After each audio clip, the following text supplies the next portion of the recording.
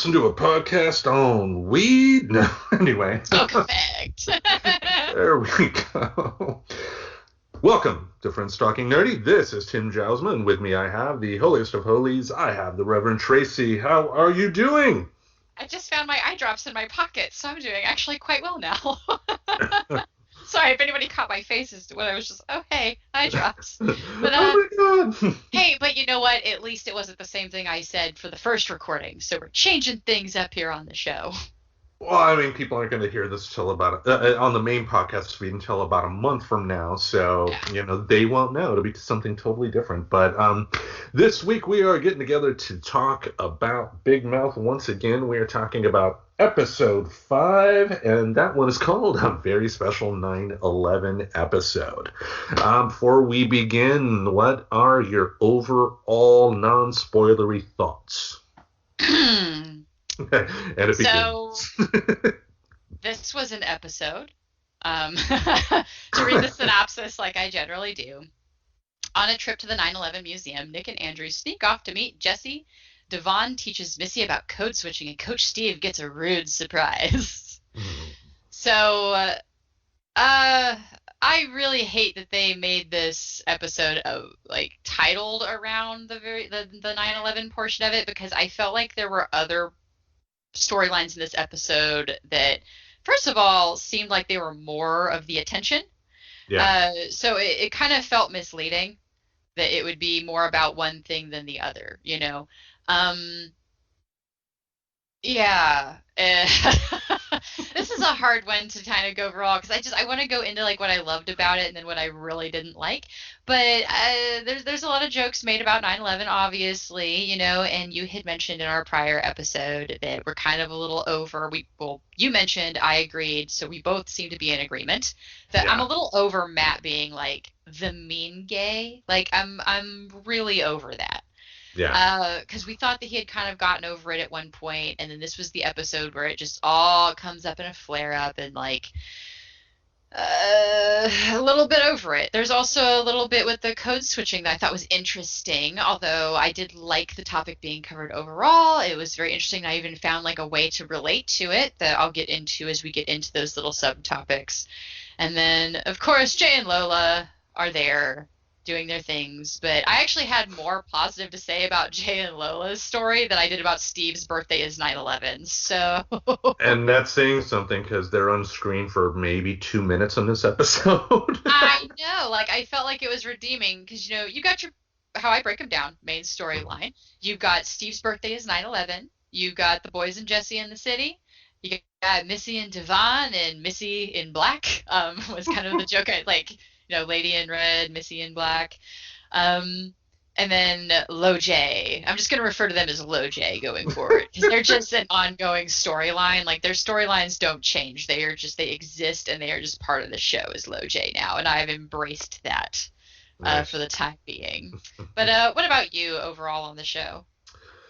Oh, this episode was hard to get through. It's not the worst episode of this season, but it's almost there. Having said that, and I'll obviously we're going to go into details once we go into specifics. I'm upset about this episode because the bad parts really prevented the good parts from shining. There was some really good character development that happened in this episode, especially with Missy. The bad parts, the bad parts weren't in the episode for that long and didn't really need to be there. And to explain it more, I'd have to go into specifics. So let's do that. Let's start off with what is the most positive aspects of this episode. So, Steve's birthday is 9/11. That sure was a storyline on here. Yeah, it happened. So I will just continue on to the boys and Jesse in the city, so that you guys know exactly how I feel about Steve's birthday at 9/11. Yeah. Really, my only note was ugh with several dots, and that stayed there as a place saver, just in case I found something good. And I did not find something good. There's something I mentioned, but I didn't want to mention it first, since we do positives first. There's one tiny positive, but I'll mention it because it kind of more ties into the stupid negatives. Got it. So there's also The Boys and Jesse in the City. So it starts off with like Nick doing some social media stalking on Michelangelo. So I don't think it was surprising at all that they were going to reveal that Nick still very much has a thing for Jesse. It makes sense. It was his first kiss and everything. Um, Oh yeah. So the notes I've got under this with Jesse is like it's so dead on how your hormones will totally make you ignore signs of someone manipulating you. Like this guy must be good because he made the depression go away and I feel less anxious. And like yeah, those are all great signs, right? Right? Right? That means he's good. Can't be bad. Another note I had in there is Connie mentions a character that I wonder if we will see at some point. I'm feeling a Self-harm lot of, walrus, yeah, yeah. self-harm walrus because I feel a lot of relationship to Jesse. Even we suspect that this boy is inappropriately older. She's actually about the age I was when I was in a relationship with somebody inappropriately older. Um, and then I actually remember kind of that thought of like this can't be bad because he makes me feel not bad, like he makes the sad go away. So there's a lot to this storyline that I relate to.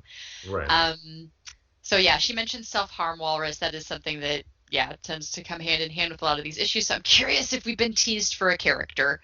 Uh, so curious, but it makes sense because usually self-harm I would think happens a little bit later. Right now I think we're still 13, 14 Yeah. um, is the age group.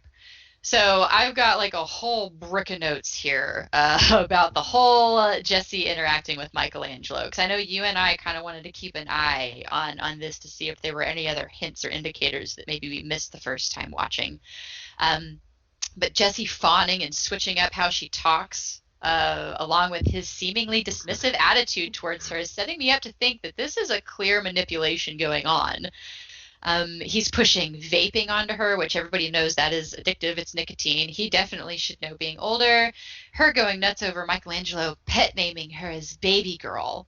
Like, I swear there is something to creepers and something with baby in the nickname because I was baby doll. So Hmm. Okay.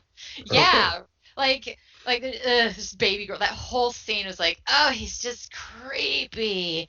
Cause yeah. Anyway, Michelangelo not being thrilled to meet her friends, like it almost seemed like he wanted her to never mind it, which is another thing when you start like getting somebody alone. And then being so dismissive of her last name and how quick she was to defend it. Like he knows me. He doesn't need to know my last name. Like these are all very classic markers and as implied, very close to home for me personally for that situation when an older man is manipulating a younger girl. So it's really kind of getting me to that point like, is he a high schooler? Like, is he even close to, like, because yeah, even with how he was acting with Andrew, like realizing how much he was able to flatter and begin like immediately manipulating Andrew a lot of the same ways he did Jesse. Um, Well, you got I to like, think. You got to think. I mean, he has to be in college because I mean, theoretically, he could have stolen the jewel stick, but more than likely, he probably bought it. And if that's the case, I mean, if anything, if he is in high school, he has to be 18. In high school, a senior at the very yeah. most. So, So he's 14, probably in 18, college. Yeah. 14, 18, that's actually like, that's even like illegal in Texas, I think. And they're kind of loose with some of that down there. So, Oh, it depends. I know in Michigan the legal age was 16, so the legal age is varies depending on the yeah, state, it but is. yeah. Yeah, yeah. We had 16 with a permission slip in Texas or some shit. I don't know. It was really weird. 16 if they're willing to turn a blind eye. Don't know the full Mama, can you sign this? No, I'm kidding. story. So I also really liked, because you had mentioned the code switching, but it seemed to be an underlying theme because you saw Jesse do it. You saw Jesse switch, and they made the switching very apparent. Like you could see her doing it with how she talked to him because we all know Jesse never talked that way. But then they made it very obvious when Nick and Andrew came up, and that's like the most Jesse had acted, like doing the stupid voices and like being kind of one of the dudes with them and being cool. And then immediately switching back to that nasally voice where she's Hey, being very, very Babers. appeasing. Hey, babers. Um, oh my God, babers. Yeah, and like Nick going, "What is that voice?" Because it was like the minute he approached and became involved, she immediately switched back to what she needed to be for him, which to me goes more to that like sensitivity of her being trained. Hmm. Um, I thought it was interesting that Michelangelo even started, I put seducing in quotes, but started seducing Andrew, giving him that same kind of attention. I mentioned this a second ago, like Jesse, like specifically with the let me paint you. And granted, it turns out he's like an asshole and he's making fun of him, right? Because it was the shit phone and it's like, yeah, you're eating shit. Like, you're all about this. Yeah. Um, but Nick being the only one that seems to see clearly that he is looking down on Jesse and Andrew by how he's treating them. Like he's not actually doting positive attention. He is giving them this kind of like manipulative level of seduction, like to their Like, neediness. Like we know how needy Andrew is. He's been open about it. mhm. So it's like he knows that that is there, and it's like he can't help it. He needs to feed off of it, so he does it to Andrew just like he did to Jesse. Yeah, he pampers them enough, but also puts, he's condescending. He doesn't view them as equals in any way, shape, or form. They Yeah. are there to serve him, but he realizes he has to, toss a little breadcrumbs their way in order for them to stay. Exactly. And then the last part of the storyline that I wanted to put under the positives is that, in the end when Jesse starts like kind of starting to doubt that he's like a good guy because yeah, like that's how it works. They draw you in and then they start treating you like shit. Like they don't bring you in treating you like shit. It usually happens over time. And then that was the first time Depression Kitty and Exito showed up and then reminded her that if she loses him, she has nothing. So once again, that awesome manifestation on like when people get so frustrated with your friends for staying in that garbage relationship, that explains it. That right there. It is an ultimate team up of anxiety and depression going, you can't do better. And that is played out right there on screen. So that's where it's like, man, there's that chunk of good in this episode. I just hate that it had to be in the turd sandwich that was like the Steve and 9/11 business. But that to Yeah. me, Jesse's story was the most worth, not the only one worth, but the most worth following in this episode. Hmm. Right. Gotcha. So next we go to Missy and Devin, which I like that this topic got brought up, and I kind of like how it came up naturally with, and also, I mentioned the unhealthy switching that Jessie was doing, where she's fawning over this kind of seemingly unhealthy relationship. Hmm. But, Devin, bringing up this idea of code switching to Missy that she didn't realize you could do. Um, but wow, Devin, so not Devon, but Devin, the girl, telling Missy in the beginning that she's never seen her as a black girl, like immediately just like, wow, it, it was like showing Devin like the classic combo. She's having a classic combo of like mean girl and racial ignorance, like in one line. Yeah. So it was like she was doing it in that very condescending mean girl way of like, oh, your new look is cute, you know? So like how With a roll adorable of that the you're eyes. trying to Yeah. get attention. Exactly. So Yeah. like her handling it that way is just like, wow, okay. I loved the Devon cutout joke. I thought that was great.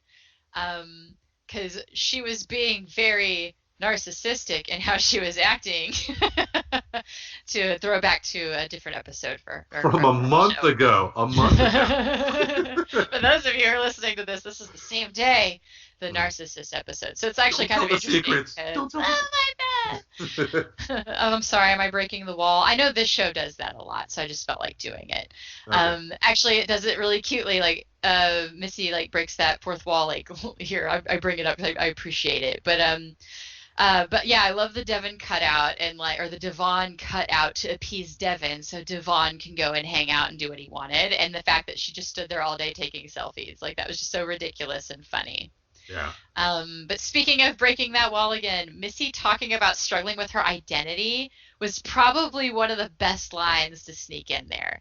My mom's white, my dad's black, I'm voiced by a white actress who's 37 years old. Like, Well, that's funny because like later this is the season that the actress who voiced Missy, Jenny Slate, decided to step down from the role because she didn't feel as a white woman she should be voicing a young black girl. So like it's not the next episode. It may be the next episode where the new actress took over the role of Missy. If Yeah. not the next episode, but the episode after that. But there is a Oh switch wow. in the I actresses. didn't realize that happened actually mid-season. I thought they were just wrapping her up and we were just going to come back and she was going to have a different voice at some point. So that's actually really seamless that they did that. I didn't even notice. So kudos. I will have to look up who the new actress is and give proper kudos to that because I didn't think it had happened yet. It was, yeah, like I said, didn't even notice a difference in her. So good. Yep. I did like the topic of code switching coming up, and actually, I appreciated the song. It was catchy. I liked it. I especially appreciated the change up in music styles as it went through the different examples of the different versions of Devon. That was a really nice little touch. It made me really appreciate it as an actual musical number. They're Yeah. very hit or miss with their musical numbers, and I'm gonna put this one in the hit list. So going on, I love Missy's awkwardness in general. Like I can so just relate to that word vomit, like knowing information and thinking it's totally cool to talk about it. Like whenever she starts talking about code switching, like she just learned like a new recipe that she's like in love with. Like she just about this new invention that's so cool, and if you haven't heard of it, it's called code switching. Um but yeah, like Devon just being like mortified that Missy just outed him basically for being a code switcher. I really loved the cousin like taking this high and mighty stance and like watching all of this play out on the conversation on should you code switch, should you not, should you stand your ground and like always be that version of you, or should you change it up sometimes. I think Missy's line of the episode though that got the best chuckle is, you know who doesn't code switch? Eeyore. He's always sad. Like That's her true. innocence. I love like her genuine just innocence, and that's also some of that awkwardness that I appreciate about her. And then also like the line where she says, she's like, "I did it. I said pussy." Like that is such I have literally said those words before because that used to be a word I just did not like at all. I didn't like saying it, I didn't like hearing it. But like I got over it at some point and Right. I had that moment as an adult, much older than Missy. I had that moment where I was like, yeah, I could say this word, it's a word. You don't Um say that at church, though. No. yeah. So I think one of the most surprisingly relatable lines of this came from Devon. I wish I could be myself around my friends more. Because, man, don't we all? Like, I think people, I think this is a part of where a lot of people who are worried they can't relate to some issues about, like, people being black and, like, feeling the need to code switch, like, can maybe find a point to relate. Especially with so many of us struggling that we can't be ourselves, like that we have to. There's a lot of that, you know. Even look at our dating scene. There's a total expectation to put up a front at first. What expectation are you setting there? Right. So there are situations where we do act like different people. So in a sense, we can relate to that. Like I can't act like the same way I do with my bosses. Like I had a boss ask if she could come to one of my stand-up nights, and I straight told her no because I would like to have a job later, and that surprised her. And I was like, well, of course, like I can't be the same person I am doing stand up on stage as I am at work. I would get fired. Like I would be in HR every week. Like you can't, like no. So I think in a sense, if you can relate at all, or even like if you're a person that struggles with anxiety or depression or something and feeling like you have to hide that from people, there's ways to relate to this, that feeling of hiding your true self. So I thought that was really awesome line to put in there, because it immediately gave me like, man, yeah, see, there's parts of this I can relate to. Hmm. I will never try to say I understand completely, but there are parts that we can try to relate. Um, and then I still like one of the awesome Missy moments as she grows as a character, and this is where this is another storyline that's totally worth following in this episode. The shit sandwich that is this episode is Missy telling Devin, "You do not get to talk about the way I look." like just Boom. as it is, just fucking mic drop moment for Missy. I love her. I love that she's seeming to find a balance of who she actually is, because something I get into in the negatives is has to do with that. Has to do with who Missy is, particularly people kind of telling her how she should be. But I like watching who she is developing into. Like she's managing to take what everyone's telling her to be and turning it into like picking what works for her and letting it be suggestions rather than letting it redefine her just because somebody mentioned something.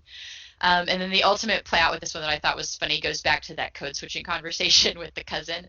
Yeah. I loved that, like, in the end, she totally did it right in front of them. Like, she totally showed that it is easier to say it than it is to stand your ground sometimes. And that's just a fact of life, no matter what it is, whatever boundary it is. If it's Hmm. setting boundaries, if it's a belief like maybe you shouldn't be doing code switching or maybe you shouldn't be doing certain things, like there are some things that are just hard to stand up for in the moment. And that was an awesome display of that. As passionate as she felt about it, and as awesome as an argument as she had against the concept of code switching, that she still did it right in front of everybody. It was like, this is different. All right. I will go through my list here on the most positive. This is a little side note, but this is the episode where Lumpy said the lumpy likey line. That was when he was talking about the gummy chest hair. Yes. It's a stupid line, but I love it. Missy's hormone monster, Mona, quite vicious, wanted to cut Devin's throat to her due to her offhand comment about her hair. Thandie Newton, who plays the hormone monster, is great, and just I love that she's a different personality than Missy, because it seems like the other hormone monsters kind of share in some ways the personality of the person they're with. Like Maury with Andrew, they're both hypersexual beings. Yeah. Nick with the monster he's going to end up with, they kind of fit. So it's nice to see that they have the little dichotomy here. But to your point, Missy is not exactly dismissing Mona either. She's just, like, there are better ways to, deal with Devin than cutting her fucking Yeah. throat. But going to some of those underlying themes of look at the households though. Like she actually has a pretty I mean there's a lot to be said that her mom wants to like not talk about certain things. But Yeah. she really kind of has a healthy household that tends to talk about things. So of course it makes sense that she hears all this irrationality from her hormones and can actually take a second to process it. Missy's a very emotionally intelligent child. Like Mm. of the group of them, she is quite smart in many ways. So I actually like that she still gets the nagging. She just deals with it in a more appropriate way. And that's something I super have always dug about her character. Yeah, she's definitely the nicest character on the show. Let's put it Yeah. that way. Oh, and by the way, before we get too far into yours, I wanted to say my one positive about LoJ. Okay. I got to give credit where it's due. The delivery of Lola revealing that her mom's boyfriend who died during 9/11 was a pilot, quote, near the end, Yeah. and Jay having that wait a minute moment. That's the level of dark humor I can actually really appreciate it. It almost distracted from the nauseating scenes where they were just making out and saying gross stuff. But yeah, I didn't want to forget. I promised a positive about LoJ, and that was it. I loved that dark humor, so it was kind of nice to have something that I liked that they did in the show. But anyway, I wanted to get back to your positives. I just like rolled down. I was like, oh shit, LoJ. That was actually my next positive, Oh mentioning damn. Lola. Okay. So, no worries. But I did like that, and I think it was the timing of Jay's like, wait, what? And then the kick in with the theme music. It's like it reminded me of a scene early in Monty Python's The Life of Brian where the three wise men arrive at Brian's manger, but then realize that Jesus is in the next manger over, so they come back in to grab the gifts that they gave Brian, and then John Cleese's character pushes down Terry Jones's mother character, but like Pie faces him to the ground. But what they did for that scene is like they took a couple of frames out, and that somehow made it more funnier just because they did that, and it reminded me of that. I love the Connie line, suck his jewel until it lights up, and you gotta put your pussy in a USB port. I mean, Connie with the great lines. And then And I she did, calls back to it later. Yeah, she's like, I'm not yeah, listening to the USB port, and then the upload to her butthole thing. yeah. Her I lines, man. Yeah, when I But updated my butthole, I lost my contacts. um, I did know. I wonder if we will see self-harm walrus because, Chekhov's rule of if you introduce a gun in Act One, it's got to show up in Act Three. yep. Being that it is something that kids go through, especially young women, I would be shocked if we didn't see it. Let's put it that way. And Jessie has all of the spin up going in that direction. She does. She's got the depression. She's got the anxiety. Now she's got this insanely unhealthy seeming relationship. Like, it's kind of on that path where it seems like she's. I'd be surprised if it was a different character, basically. Yeah. Okay, the line, the hey babers, the affectation Jessie puts on her voice when she talks to Michelangelo is great. To your point, yeah, it is her way of code switching. Code switching, I don't think it's necessarily a racial type of thing because everybody does it, but Yeah. I can imagine women, I can imagine minorities having to do a lot more of that than someone like a white guy like me, you know? Well, I've heard of switching, and it is like a defense, and like there's even some people who like certain PTSD people will do it as a defense to switch and fit in.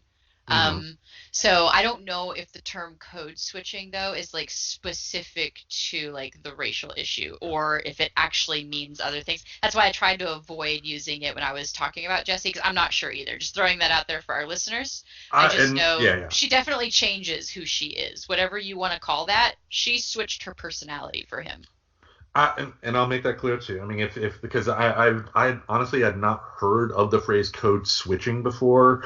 So if it is actually a thing that is applied directly for minority experiences, then hey, that's a different thing for a different day. But There's a um, podcast called Code Switching, and I think it actually is like hosted by Black people. I'm not sure, but I'm pretty sure it was.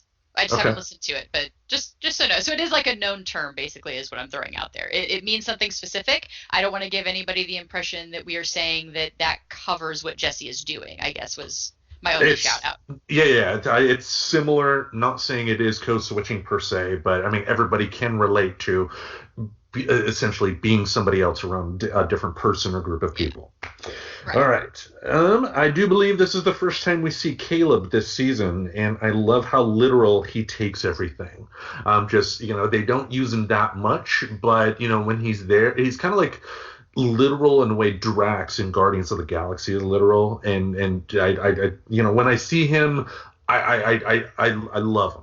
I love Yeah. Caleb, and they use him the right way. The blossoming relationship between Devon and Missy is nice to see. Missy is becoming quite interesting as a character, and I hope future seasons focus on her a little more. I would even do with Missy like Beavis and Butthead did with Daria. Spin her off, give Missy her own show. That'd be great. Yeah. Yeah. Andrew exploring his bisexuality is a nice throwback to previous seasons because when he reacted to Michelangelo, I very much took it as he was turned on by Michelangelo. The previous season he had that attraction to The Rock before, so Michelangelo similar skin color. It was interesting to see him kind of like even what was that thing you were talking? It was Maury saying about you could sit on his chest, you could sit on your chest, and just yeah. Yeah. Anyway, Yeah, there's a lot of like implying that Andrew might be bi, but then again, they also could be making a point that like you can have like an attraction and it not even necessarily go to a sexual place. Like you can find people attractive, and that being some things that, yeah. But well, Andrew's but just an interesting character though, and he just seems to any attention, he's down. Like, well, that's the thing though. It's you can have like attraction to people, but you're also there are it's like you're also not going to put the moves on everybody you're attracted to either. And it seemed like right. Andrew was being flirty in this in his own unique way. Let's put it that In way. his gross, skeevy way that he flirts, yes, Andrew is Yes. being flirtatious. I agree. He's so skeevy when he flirts. That's just he did the same thing with the cafeteria girls, though. So I mean, that's just he's awkward.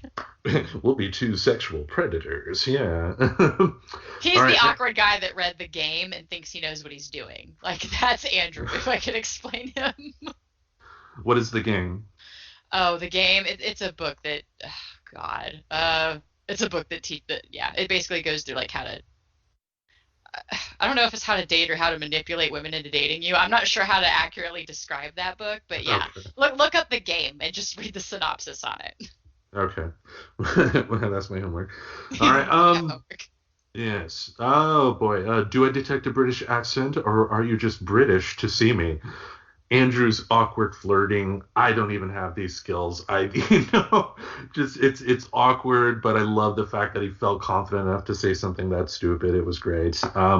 Code switching. The song was meh, but I like that they addressed it. While everyone does this to some extent, it is important to acknowledge that some people have to do this a lot more than white guys like myself. Death metal pretzel is awesome. Yes, so fucking twisted. So I bring that up later. Okay, we'll Mostly, I remember. just didn't get the joke. Like, but It, yeah, yeah, I think it was just a silly joke. I think that's all it was. And my brain overthinking it made me not like the joke. I it was was like, what just is this about? it was goofy. It was just a pretzel screaming, but it reminded me of one of the recent episodes of South Park where Stan and his friends form a band. This is during the Tegrity Farms period, and he's writing a song, and then out of nowhere it ends up being like a death metal song. Stan is singing, screaming into the microphone. You got Kenny on drums. You got Butters playing guitar, but Butters goes from being Butters to death metal guitarist, and it was great. Amazing. Yeah, love this line in the show. Hey, you don't come to my work and slap the dick out of my mouth. Connie's lines. Missy's cousin made an awesome point about oppression. Simple things like minorities have to be totally familiar with the culture of white people, but that is not reciprocated at all, which is very much true. With the music example she brought up, we do have many, many years of record labels being racist and ignorant as fuck about how they label and market their music, similar to grammar being racist that we talked about a month ago. Wink.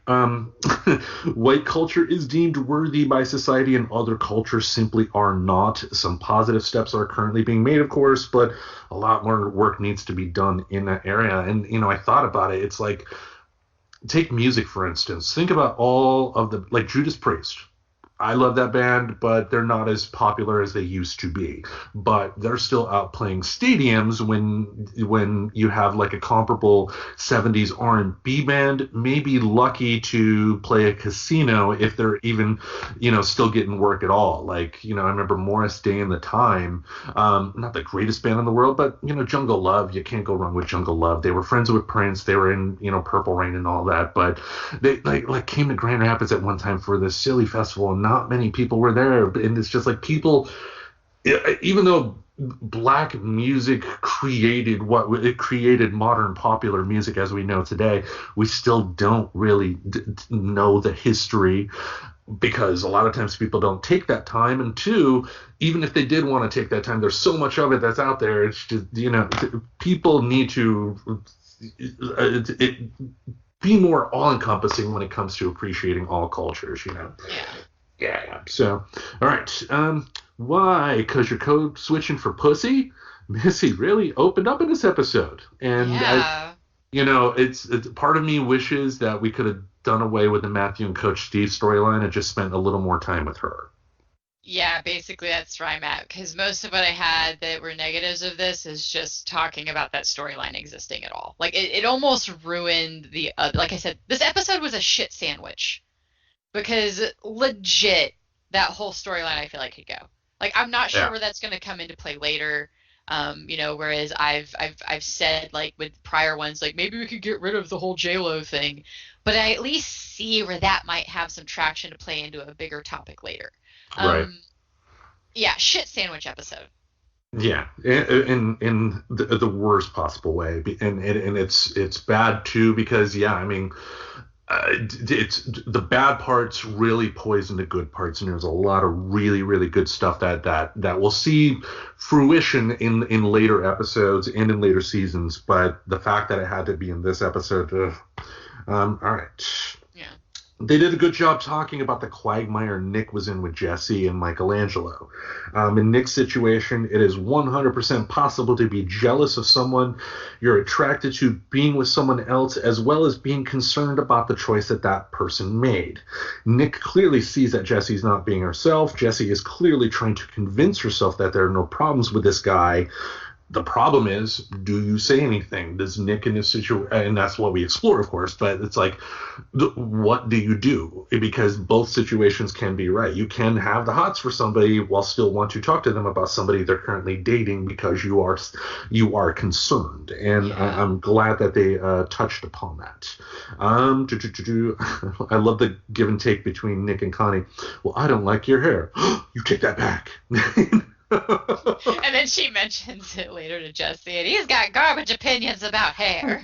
Like, Oh, love this line. Let's turn ground zero into pound zero. Uh, a good 9/11 joke. Missy's hormone monster Mona is the source of that quote, and that, I love cheap puns like that. That worked for me. yeah, I like Mona. I didn't know how I felt about her at first, but she's grown on me. Yeah.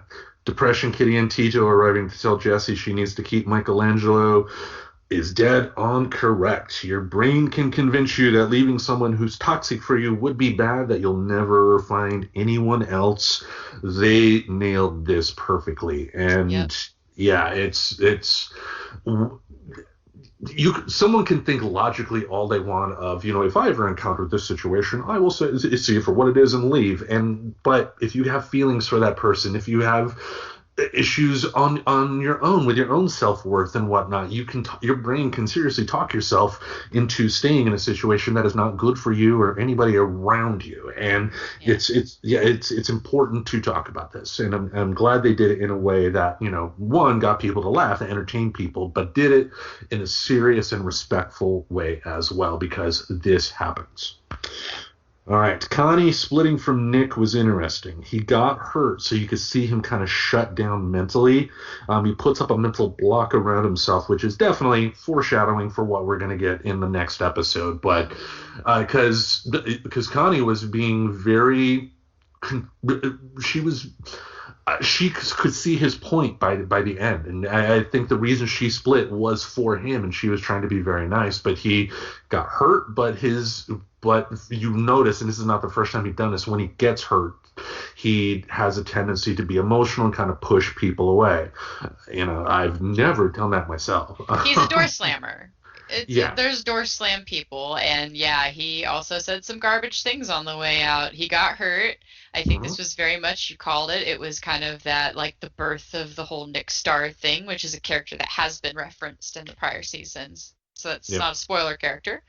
But yeah, like, he went dead cold and awful, and it's like, I will say awful things about you.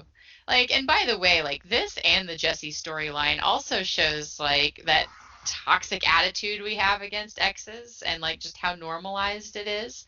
Like, because even in less serious situations, if you're in a relationship that's not working for you, you should go.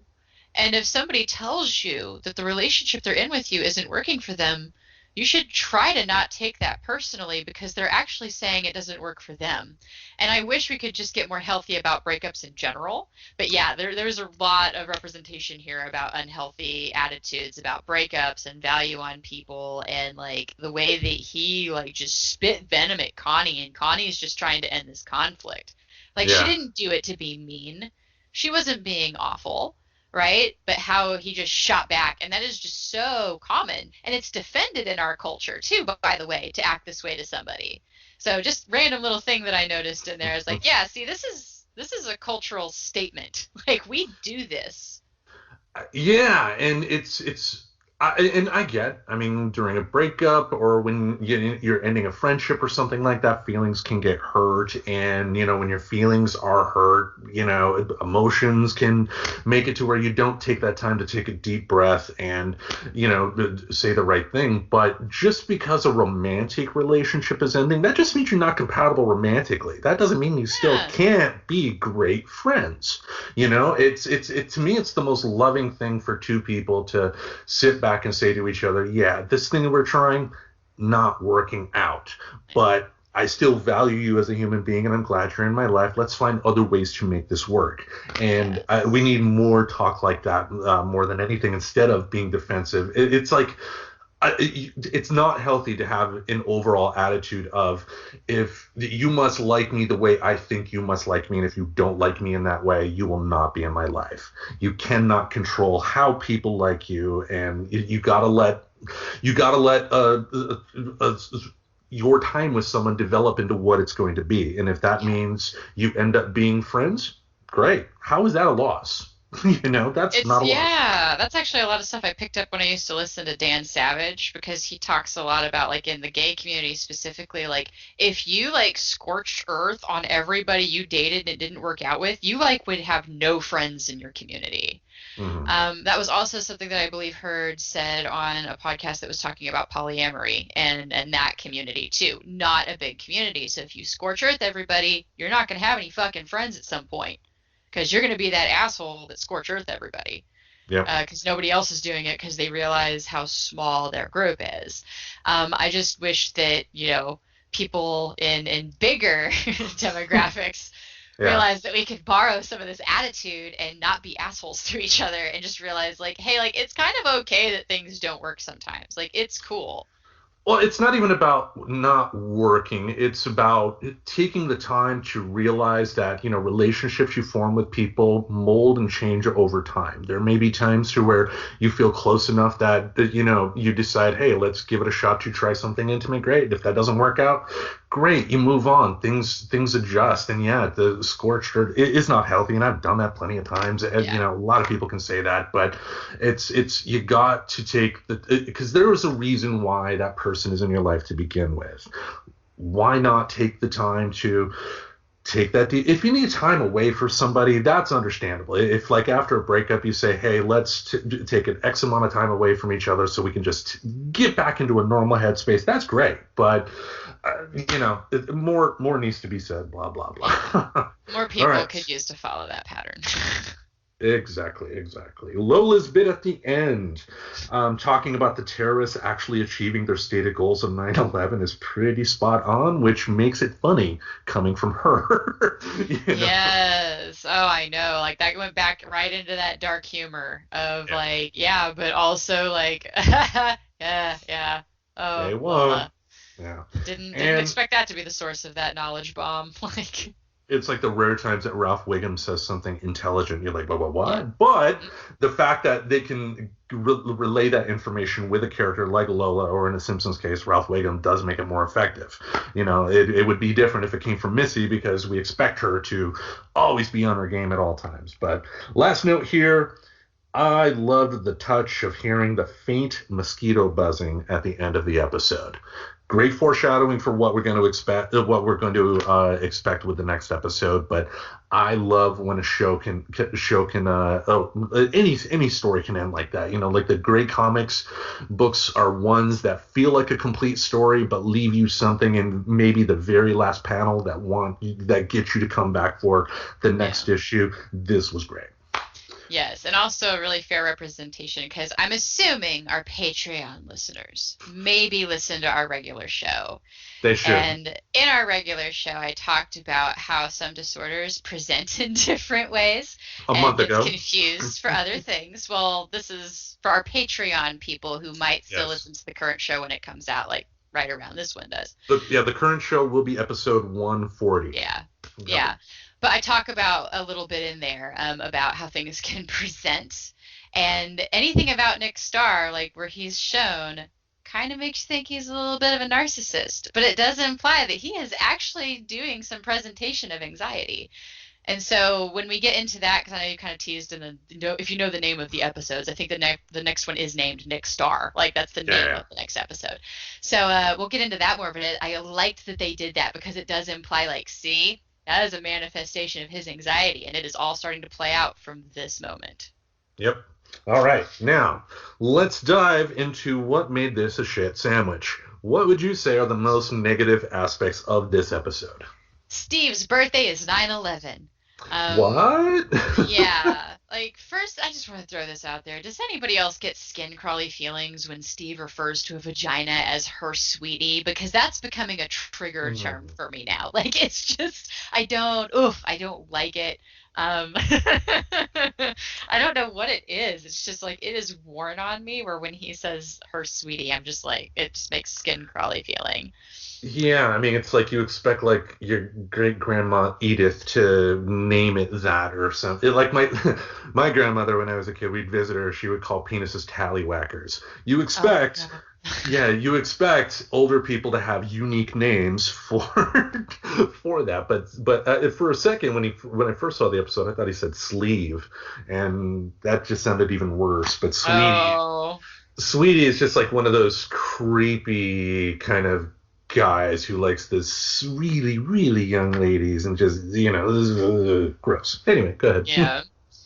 And so we get into I'm over Matt being mean. I think the only redeemable thing about this episode, and I did put it here with the negatives just because I just don't like the storyline in general, so it still all kind of was, but there were redeeming points, and a lot of it was Caleb.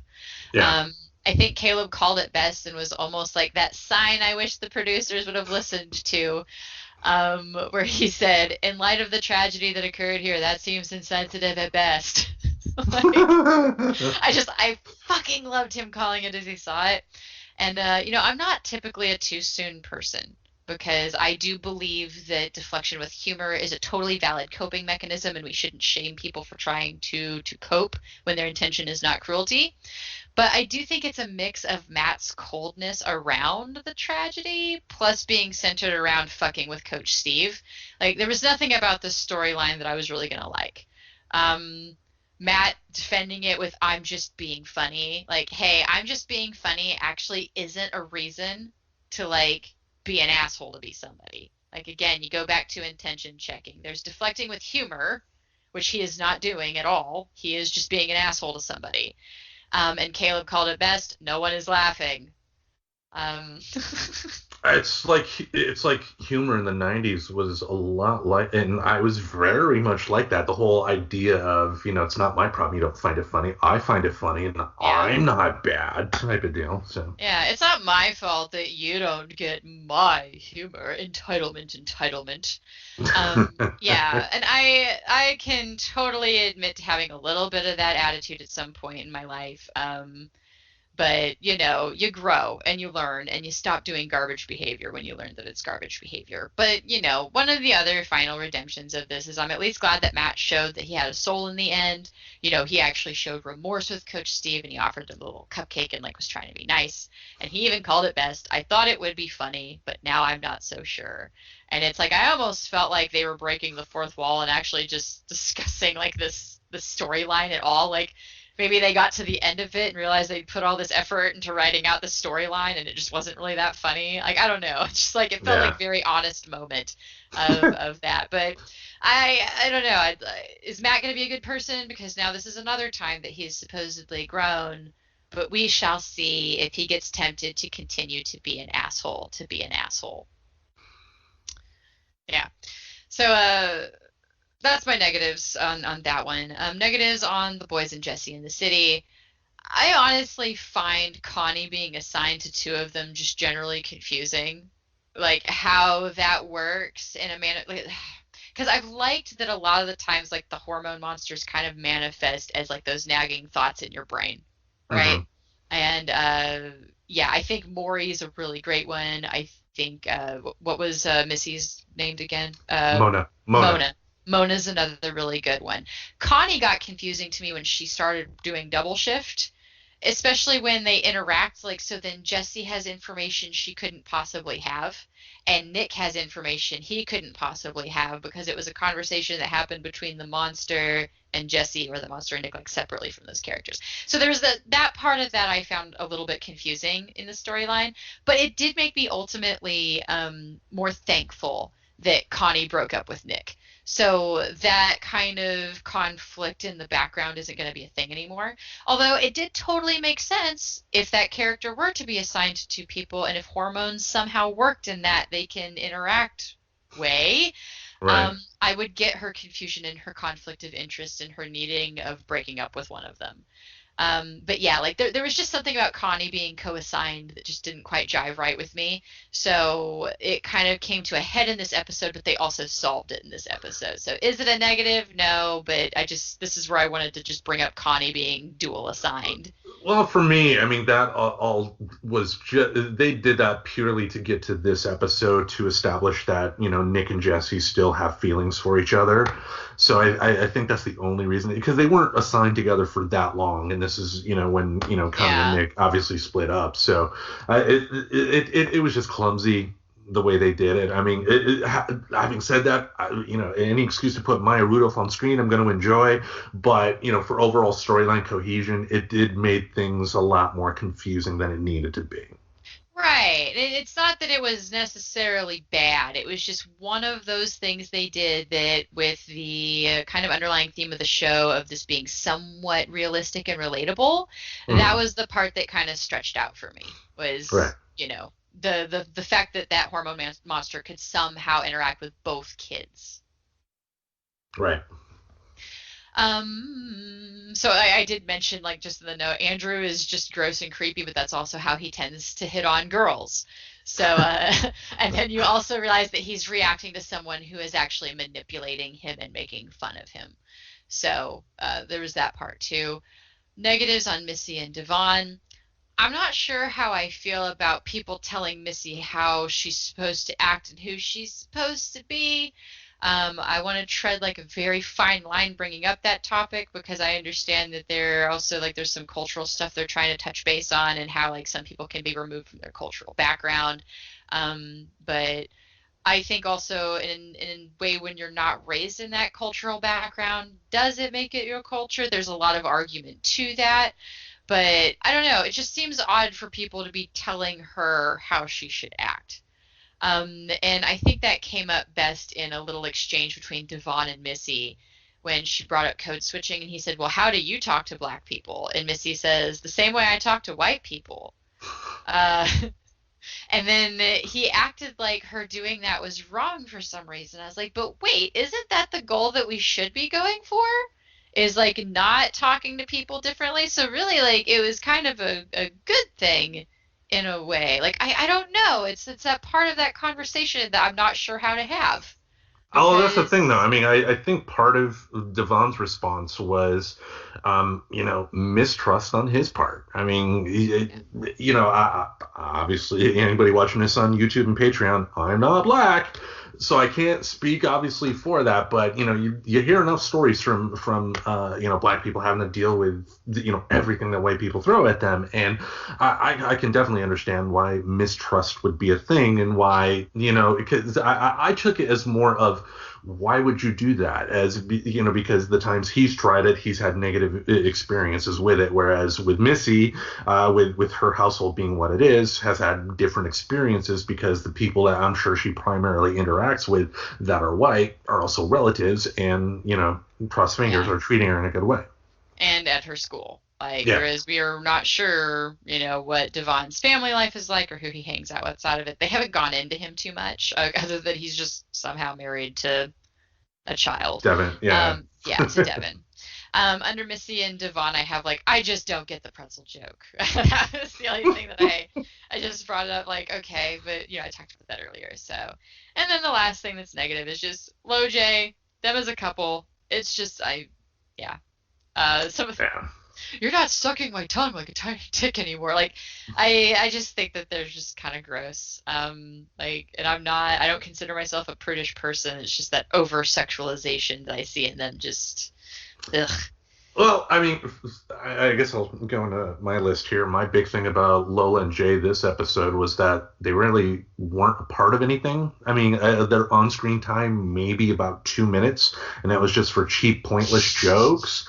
And it's like again, I'll stand by what I said, about Lola in the first episode. I love her character, and like little things like when they're making out at the beginning, I love that Jay was sitting on her lap. Little That things is like funny, yeah. Like the girl that like is like kind of the more the bigger one. I don't want to say like masculine necessarily because it's not that she's masculine, but like she's definitely more of like it seems like she's the protector. Like yeah, she has a softball player physique. Let's put it that way. And yeah. then yeah, a lot of her. As Jay said, she has a very structural shape. She's a triangle. Okay. All right. This another note here. The story between Matthew and Coach Steve was just wrong. Started off bad and went worse the more the episode went on. The school board that hires someone that thinks the 9/11 Museum was built to commemorate his birthday should not be working around children. I do believe that you can make a joke about any topic. I believe it can be done. Now, having said that, does that mean everybody has the power to make a good joke based on any topic? No. And that's not to say that we got some great creative comedic minds on this episode. Just most of the 9/11 jokes were pointless. They were like Matthew at the beginning of telling Coach Steve to tell the teacher that 9/11 was an inside job, but then Steve ends up messing that up anyway. I did think it was funny, yeah, because he said, "Did you know cats are inside dogs?" Because I missed what he said the first time, and I was like, okay, that was kind of funny. I liked that it failed, but yeah, like just all of the dumb 9/11 jokes, just I didn't really appreciate them. Yeah, and honestly, I think what would have been better served is if they went to a different museum in New York, because the 9/11 thing really wasn't touched upon. It honestly just seemed like they were using 9/11 more as a shock value than anything else. And again, like I said, I do believe George Carlin was the one who said that you can make a joke about anything, and I do believe that. It's just in this episode, the 9/11 stuff was just it was so bad that it brought down the good parts for me, just because I really hated watching those bad parts. And then we had. Oh, just real quick. It also could be making a statement, though, because they did make a mention, like, this happened before we were born. So you're taking a bunch of kids to this museum. So I kind of see that kind of underlying point. If that was something they were getting at, they didn't make it obvious enough, though. I get that too. I mean, like if I went to the Pearl Harbor, memorial in Hawaii or something like that, I'm not going to have an emotional attachment to that because I wasn't around for Pearl Harbor. All I've seen is the newsreel footage or stuff you see in films and whatnot. So I get that not having the attachment there, and I guess that in some way does explain Matthew, because if you don't have an emotional attachment to it, you're going to make jokes about it. I mean, people do it all the time. If you think about it, the phrase drinking the Kool-Aid. Where did that come from? Jonestown, pretty horrific. I mean, killing 900 people with cyanide and Kool-Aid. And it wasn't that they chose to drink it, by the way. You want to talk about a totally misunderstood story? No. Like, that wasn't like a, yay, party, we're going to catch this comet.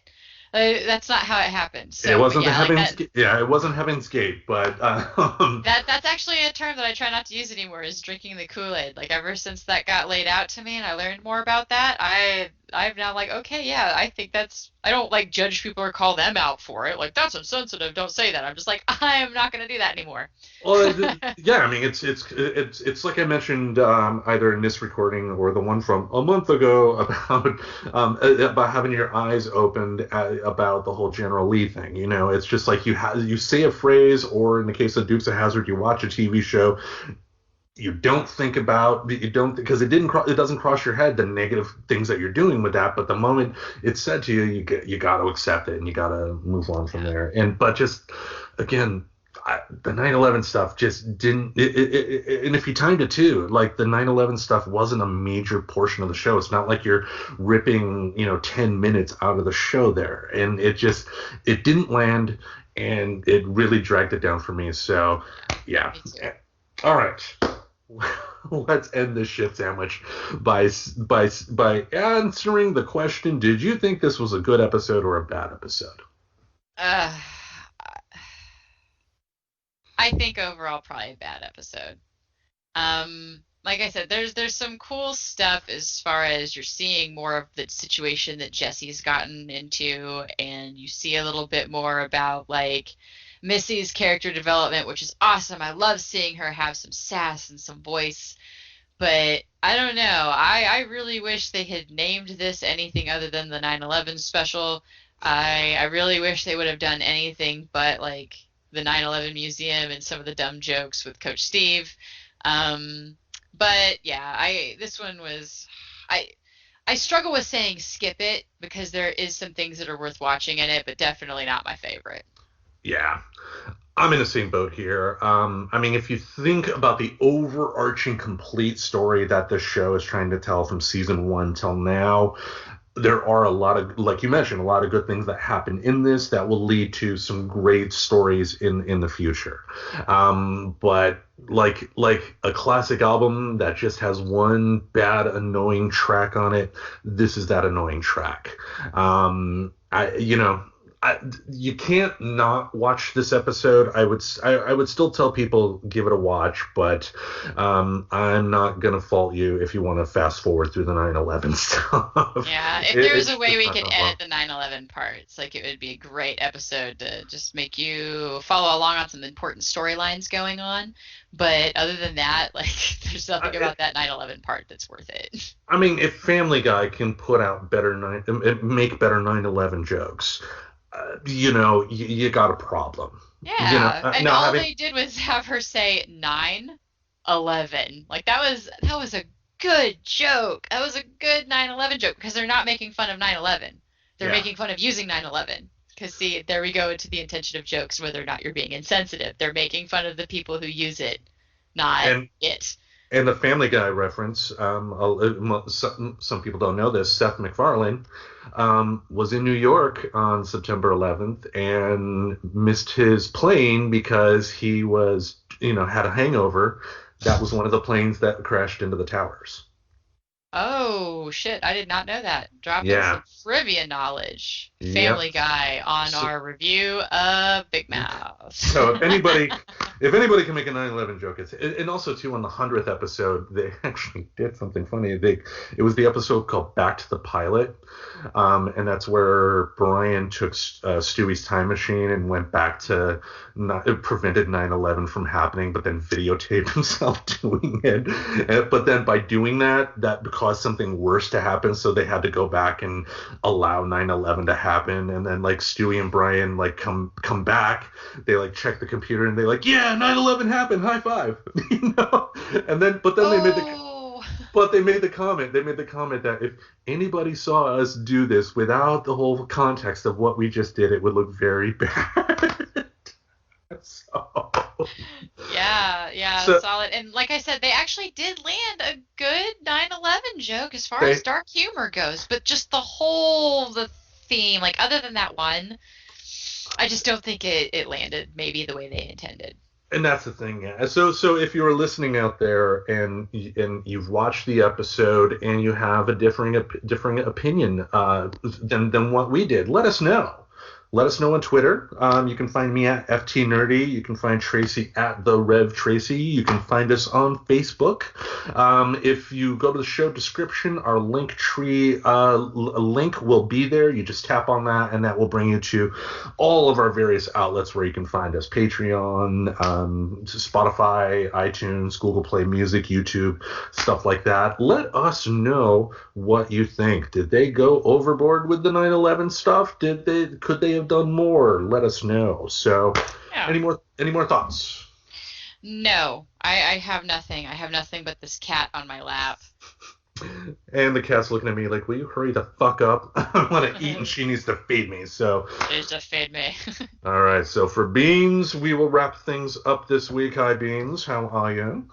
So thank you all for listening. We appreciate you listening. If you're hearing us on Patreon, we love the fact that you are supporting us. Every little bit counts. If you are hearing this a month from now, we thank you for listening as well. And if you like what you heard, consider supporting us on Patreon. That would help us out so much. Yes. All right. With that, we will see you all next week. Bye, everybody. Subscribe to Friends Talking Nerdy on iTunes, the Google Play Music Store, as well as Spotify. Remember to support Friends Talking Nerdy on Patreon. Goodbye, darling.